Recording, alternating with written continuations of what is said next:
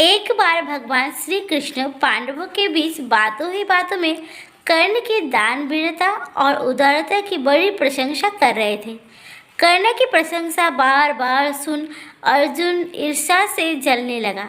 अर्जुन ने भगवान श्री कृष्ण से कहा, मधुसूदन, आप जानते हैं कि हमारे ज्येष्ठ भ्राताश्री से बढ़कर कोई उदार नहीं है, फिर भी आप उनके सामने उस कर्ण की प्रशंसा कर रहे हैं। श्री कृष्ण बोले, हमारे भ्राताश्री धर्मराज अवश्य है, लेकिन आखिर कर्ण तो कर्ण है। ये बात मैं तुम्हें फिर कभी समझाऊंगा। कुछ दिनों बाद एक दिन श्री कृष्ण अर्जुन को लेकर साधु का भेष बदलकर धर्मराज युधिष्ठिर के द्वार पर पहुँचे। उन्होंने धर्मराज से कहा कि हमें यज्ञ हवनादि करने के लिए एक मन चंदन की लकड़ियाँ चाहिए। महाराज युधिष्ठिर ने साधुओं का स्वागत सत्कार किया और अतिथि गृह में प्रतीक्षा के लिए बिठा दिया। वर्षा काल था, अन सभी जगह की लकड़ियाँ गीली हो चुकी थी। फिर भी महाराज युधिष्ठिर ने नगर में अपने सेवक भेजे तथा लकड़ियों की व्यवस्था करने की कोशिश की। सेवक सभी जगह भटक कर आ गए, किंतु एक मन चंदन की लकड़ियाँ नहीं जुटा सके।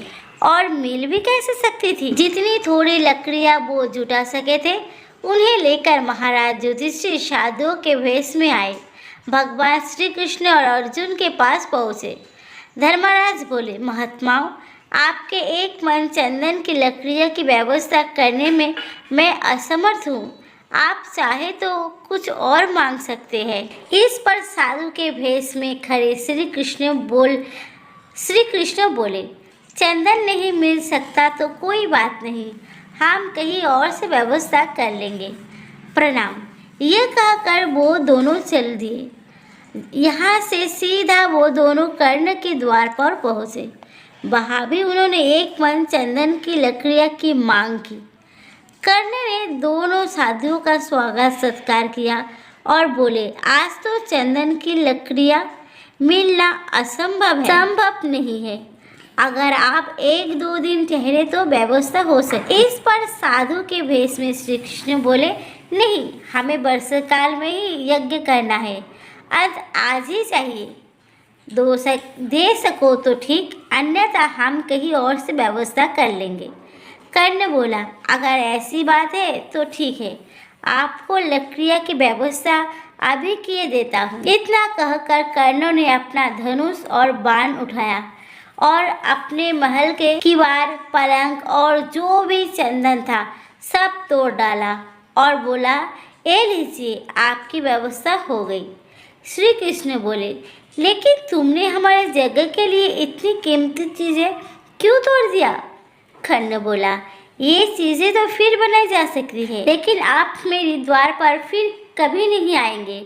मैं अपने द्वार पर आए अतिथि को खाली हाथ नहीं भेज सकता।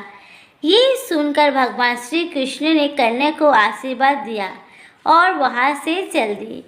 अब भगवान श्री कृष्ण अर्जुन से बोले, देखो अर्जुन, महाराज युधिष्ठिर के राजमहल में भी चंदन की वस्तुएं थी, किंतु उन्हें उनका कोई ख्याल नहीं आया। लेकिन कर्णों ने सूखी लकड़ियाँ मांगने पर बिना कोई परवाह किए अपनी सभी कीमती वस्तुएं तोड़ कर दे दी। कर्ण स्वभाव से दानी और उदार है, लेकिन महाराज युधिष्ठिर विचार से ज्ञानी है। कथा का सार, हम में से अधिकांश लोग का स्वभाव ऐसा ही है।